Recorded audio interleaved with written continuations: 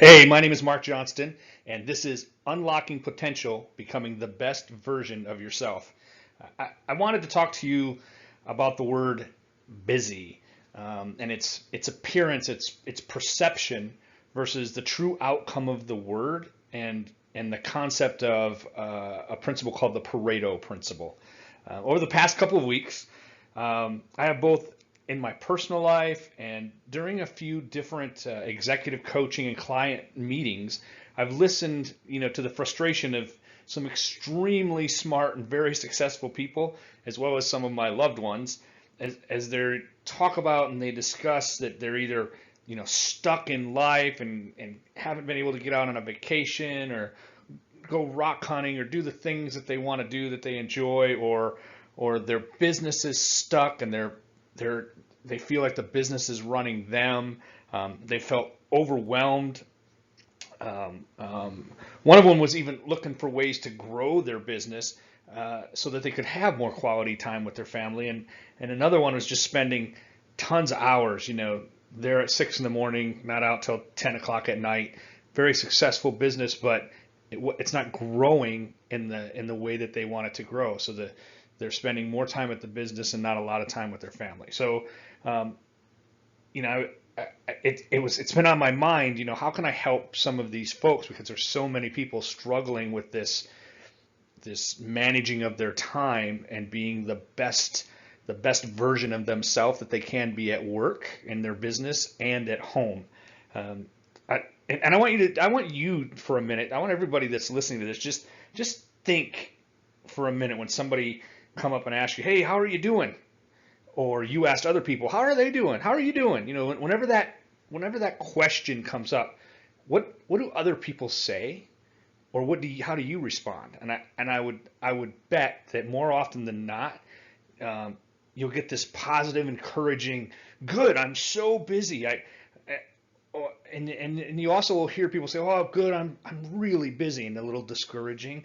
Some people say, "I'm so good, I'm so busy, but I just can't keep up." You know, and as you think about those answers, how did you perceive that person? I'm willing to bet that 9 times out of 10, when you hear somebody say they're busy and it's with an encouraging tone, that you're thinking, "Wow, they're very successful," or, "Oh my gosh, they're doing a good job." The reality or the truth of it is, in this modern world of fast moving things, the internet, social media, business having to change on a dime, that we perceive and we recognize the word busy as being important. It seems the more running around that you're doing, the soccer mom running from school to school and field to field and house to house, who's behind the scenes exhausted and doesn't feel fulfilled potentially.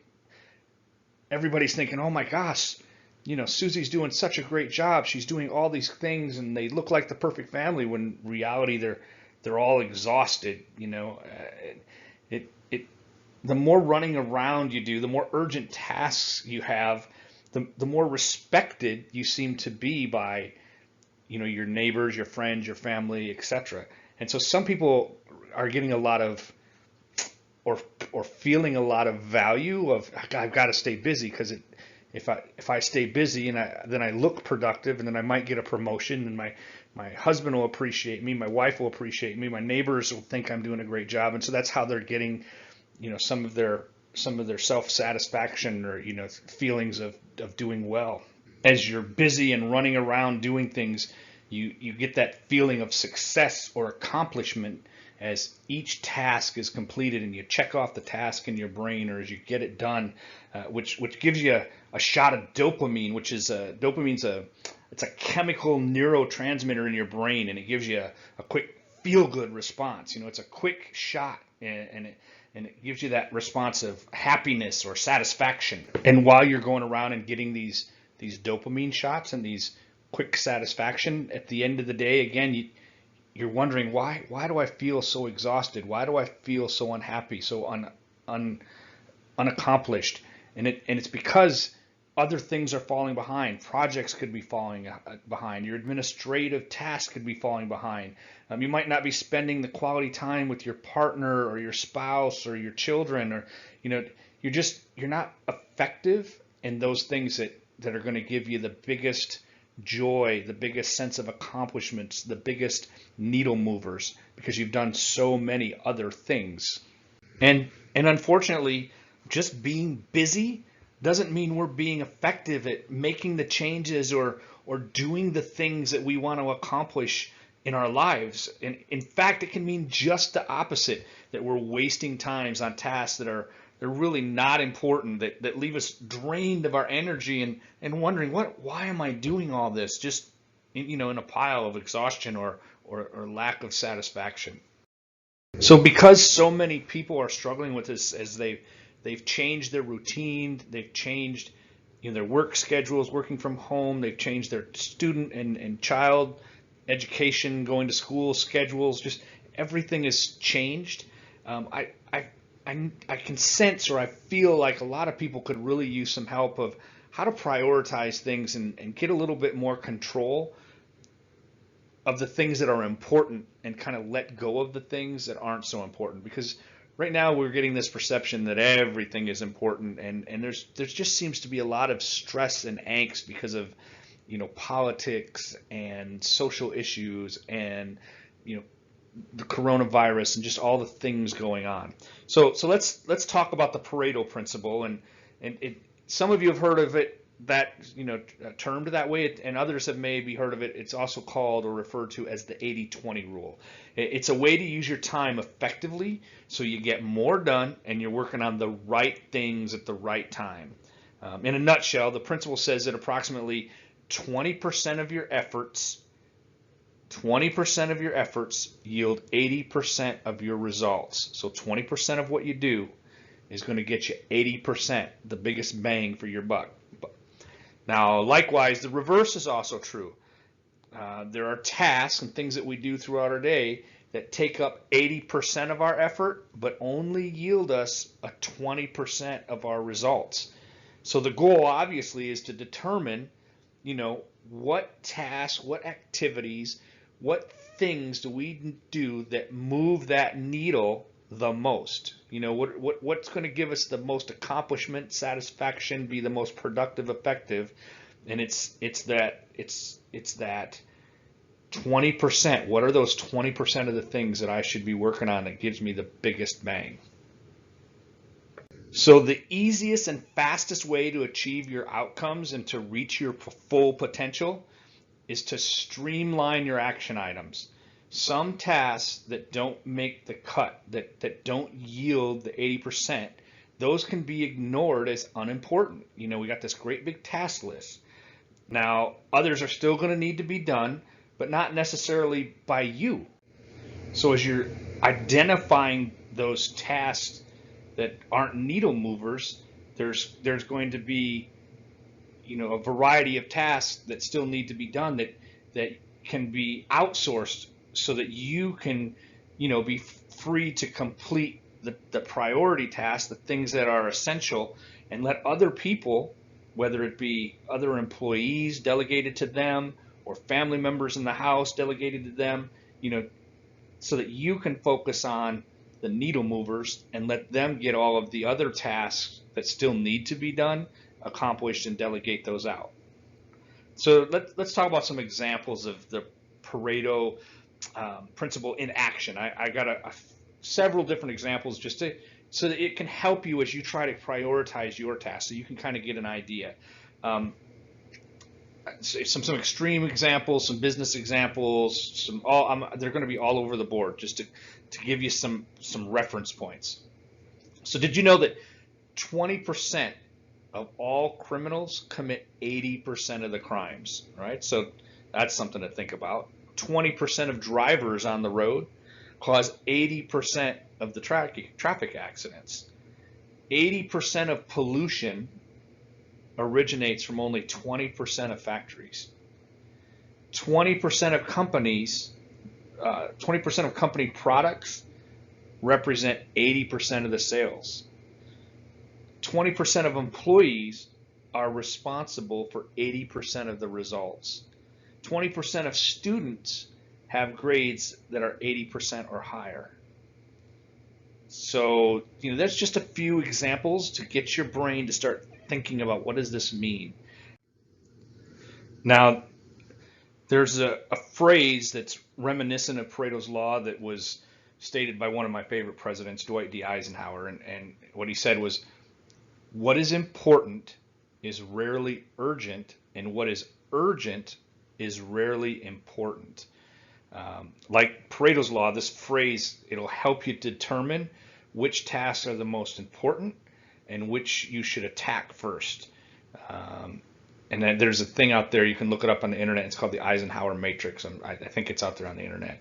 That'll help you, kind of focus on, all right, what stuff is important, what stuff is not important, so I can determine which I should attack first. And unfortunately, we spend a lot of time, in the not important urgent box, when we should be kind of ahead of it. All right, so if something is urgent and important, meaning it's very rare, do it first. If it's only urgent and only important, delegate it to someone else. And if it's neither, forget it. All right, so let's look at some more examples to think about in business and our lives. 80% of sales come from 20% of your clients. Many businesses are dependent on their largest accounts. I know businesses that their largest accounts could account for 50 to 75% of their business, and if they lose it, they potentially could go out of business, which is not a good place to be in. 80% of sales come from 20% of your products. And it's funny because a lot of companies, you can make the largest wins or the largest gains focusing on what you do well, or focusing. That's why they tell you to focus on what you do, because unfortunately some companies will spend tons of time focusing on the other 60% of things or 80% of things versus, hey, let's make sure this 20% that generates us the largest revenue, we're doing right. That our biggest effort is focused on that, and then we can grow this other side of our business or these other revenue streams. Don't get me wrong, you always got to have multiple revenue streams. You need to be doing, research and trying new things, because if something happens to that main revenue stream, you don't want to be left with, oh my gosh, we're going out of business because we have no other opportunities out there. 80% of customer complaints come from 20% of your customers. And that's a commonly cited customer rule of thumb. So if you haven't heard it before, there it is.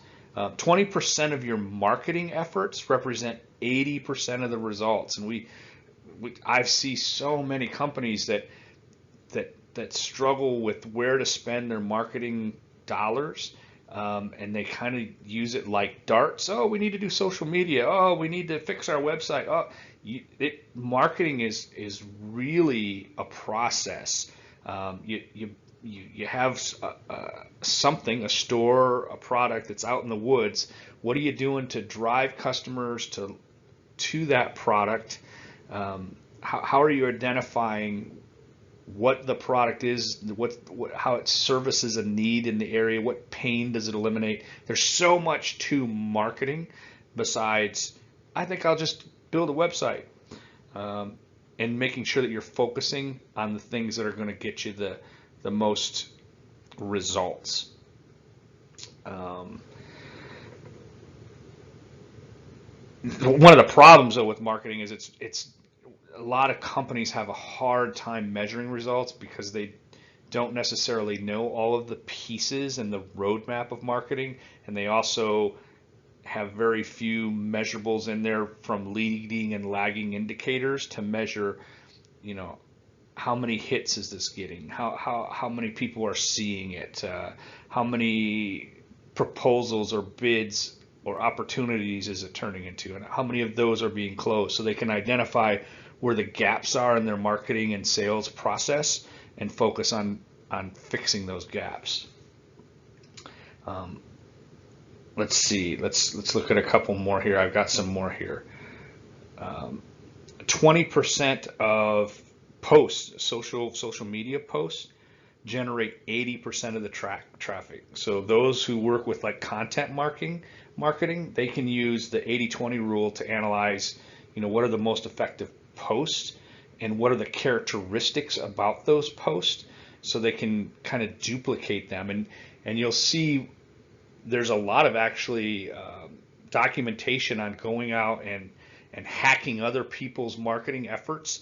There are companies that'll say, hey, look, throughout history, here are the 100 very similar call to actions, headlines, triggers that people listen to and react to. There's a lot of similarities in what we do as humans and react to. Let's look at it. Let's take it to project management. So 80% of value is achieved by the first 20% of your effort. And what that means is that in a project, the first 20% of what you do produces typically the biggest benefit or the biggest bulk of the project. And then we spend the rest of the project, doing all kinds of fine tuning, fixing, adjusting, and so on. There's a couple scenarios out there that I like to use when it comes to projects or doing something new.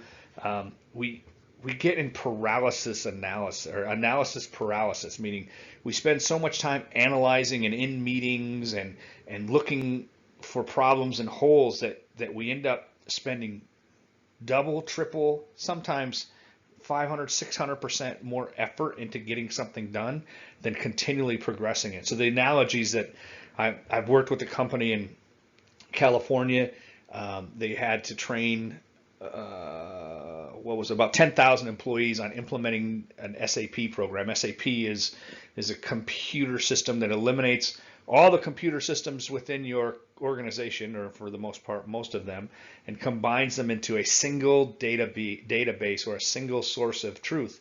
And you have to go in and actually process, map everything you do in your organization. And because of that, what companies will tend to do is get analysis paralysis, spending way too much time analyzing stuff versus moving forward on it. And with this company, one of our mantras was, we're going to build a bike while riding it, which means, we know what the bike ultimately is supposed to look like. And some days we're going to come in and it's going to be a beautiful tandem bike. There'll be two people on it and we're pedaling along and things will go great. And the next day you'll come in and the wheels are going to fall off, and it'll be a unicycle. And when we're going to keep moving forward and having forward progress and working on the things that are important to keep us going, right? Another analogy that I heard here from a local company in Michigan, and I loved his analogy, is he said, I like to get in the jet and take off, and then once we're flying in our jet, we continue to figure out what the flight path is, but we need to take off. We need to be moving forward. We need to have continuous forward progress, enjoy the ride, and know that we might have to make some flight adjustments while we're going along, but we can't sit on the runway, waiting for progress. So let's take it some inverse examples. I've been doing a lot of the 80-20. Let's do the other way. So who has a favorite outfit that you seem to wear all the time? Think of your spouse and the clothes that they wear. Think of yourself and the clothes that you're wearing, and now envision their closet. And what you'll find is 20% of your wardrobe is worn 80% of the time. Okay, 20% of farmers, they produce 80% of the world's agriculture. How about this one? Look at the rugs in your house or the carpets in your house, and think about the wear spots and where things are worn down or dirty. So 20% of your rugs have 80% of the wear and tear. All right, now think about your phone apps. If you have phone apps, I know my iPhone if it gets too much of the storage used, it'll automatically start eliminating apps that you don't use. So when you think about what apps get deleted, 20% of your phone apps get 80% of your usage. Pretty interesting. Now, if you, how many of you, I like to have a little ice cream at night, or, have midnight snacks and things like that. Oh, and I struggle a little bit with weight gain, even though I was a jarhead and a Marine. My physique is not in the best shape anymore. Who eats food and snacks at night? 20% of foods cause 80% of your weight gain. Even if you just get down to portion sizes and manage portion sizes, you can control your weight. There's so many different diet things out there, but if you put the Pareto principle to it, that 20% of your foods cause 80% of your weight gain, you can make a significant change in your life. How many of you have hundreds, if not thousands, of TV channels? And now I want you to think, which ones are your favorites and which ones do you watch the most? 20% of your TV channels are watched 80% of the time. So by now, hopefully, with all the examples and definitions and things that I've provided you, you should have, a good idea of how the 80-20 rule or the Pareto principle works. Let me give you some tips on how to use the principle to manage your priorities so that, you can gain the time to do the things that you love, as well as the whole, main goal is to increase your productivity and your results. So here's how you see if an item is 20% or 80% of the job. Keep a list of outcomes handy so that you can, refer back to it. So you need to kind of keep track and kind of measure what's working and what's not working. Write down each task that you need to complete for each day. Now go through that list and compare them to your outcomes, the things that you want results on, and does it align? How many of those tasks that you did contributed to the needle mover or desired outcomes in your day? Does it actually align with the outcomes that you wanted to achieve, in the areas that were priorities, in the needle moving areas that you wanted? And then from past experience, how much effort did the item take and what was the benefit and was it worth it, right? So you're assessing what I call your as is. Typically what I'll do is I'll have you look at your as is. You've identified what your to be state is. Where do I want to be? What are my priorities? What are my goals? Now let's look at my as is. Now what do I need to change to my to be state? Okay. So, if it's not reaching that goal, you put a line through it and you move to the next item on the list.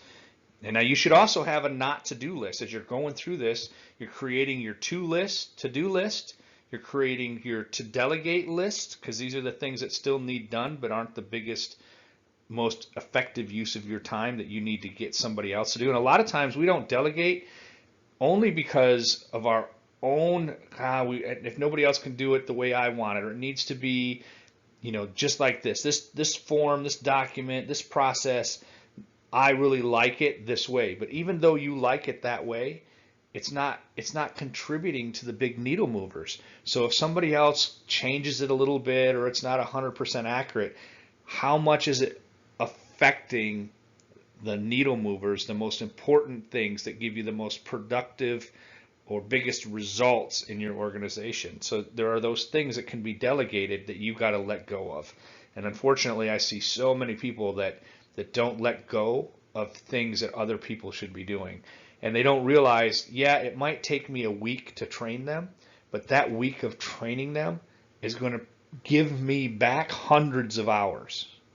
Okay. Use a simple tracking system to measure the results versus the effort on each task or technique you use. That'll help you to determine if something's a 20% or an 80%, undertaking at a later date. So the whole point of this exercise for you is to firmly keep in mind that not all activity yields the same benefits, and it's not necessary to implement every idea that you come across. We have, shiny object syndrome. Oh my gosh, we're going to do this, we're going to do that, we're going to do shiny object. Let's try this, let's try that, and it's not yielding us the benefit of our time. Your time is money and it's valuable. So while it might feel good in the moment and give you dopamine shots, is it giving you the biggest bang for your buck, right? And the biggest bang for your effort. So choose only those that align with your goals and that will offer you the most reward and the biggest needle movers. So as a reminder, 20% of the stuff that you do yields 80% of the results that you want. And conversely, 80% of the stuff you do only yields 20% of the results. So you need to focus on the 20% that's yielding the 80% and delegate the 80% that only yields the 20%. And by doing that, it's going to free you up more time to be more productive, to be more effective, spend more time with your family, get more joy out of life, do the things that you want to accomplish in life, and be more productive.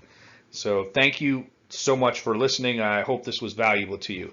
Please feel free to comment in the comment box or send me an email at mark@mjohnstonconsulting.com. I'd love your feedback if this was helpful for you, and I'd also love to know if it worked for you. Just give me feedback on if there's something else you'd like to learn. Shoot me an email or a message, and I'd love to produce another training that could be helpful to make you more productive or achieve the goals that you want to achieve. Thanks again. Have a great week.